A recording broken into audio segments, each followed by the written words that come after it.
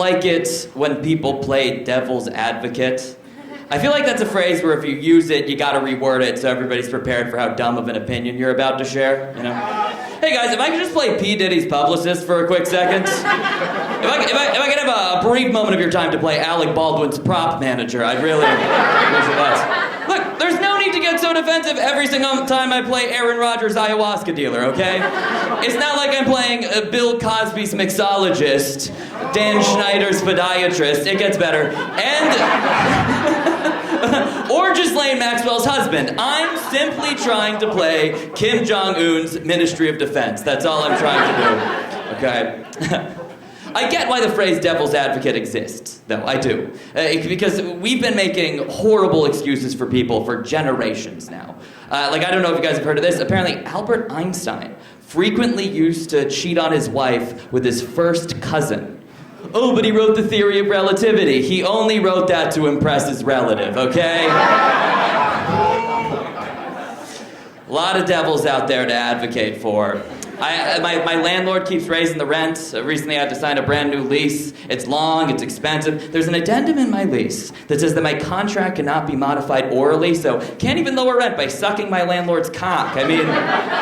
No, but there's good news. There's good news. The good news is the lease is subject to change anally, so that's...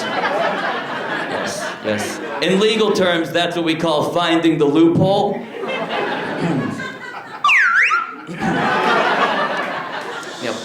Yep. Rent gets any higher, the next prop's a gun in my mouth, so... No, that's a joke. That's a joke. Total joke. Not gonna kill myself. I'm just playing Albert Einstein's first cousin. Yeah, paying the high rent in New York City is worth it, though. A few years ago, I moved here from Boston. I went to school in Boston. There's a lot of prestigious schools in Boston. I went to the other one. Suffolk University. If you haven't heard of it, we actually get a shout out in the Oscar-winning movie The Departed. Matt Damon, he's flirting with this woman, and the woman goes, "Oh, you take Suffolk law classes at night?" And he goes, "Yeah, it's not fucking Harvard." And yep, that's actually our school motto, Suffolk University. It's not fucking Harvard. What do you think, you smart kid? No, our actual school motto was honesty and diligence, and honestly, we were not as diligent as the kids from Harvard, so fit well. I do understand why the college students are so disgruntled nowadays. You know, there's a lot that they have to deal with. A good example, my mom actually went back to school at the age of 58. She's starting a brand new career. And her first day in class, she was sitting back, and there's this kid who pointed at her and went, "Yo, who let in Barbara Bush?" And then another kid went, "Oh man, who's Barbara Bush?" Was that the pilot lady who crashed in the ocean? I get it.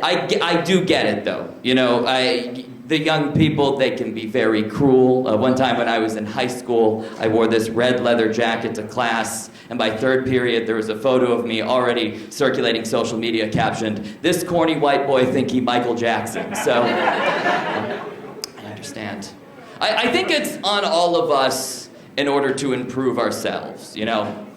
Recently, I read this self-help book that said that we tend to emulate the behaviors of the people that we choose to let into our lives. So from now on, I'm only hanging out with sexy, rich sluts. That's what I decided. It's a new life choice. It makes a lot of sense for me. I tend to be very easily influenced. One time, like about 5 years ago, a woman told me that I would look cute with a beard, and now I haven't seen my chin since 2019. So I tend to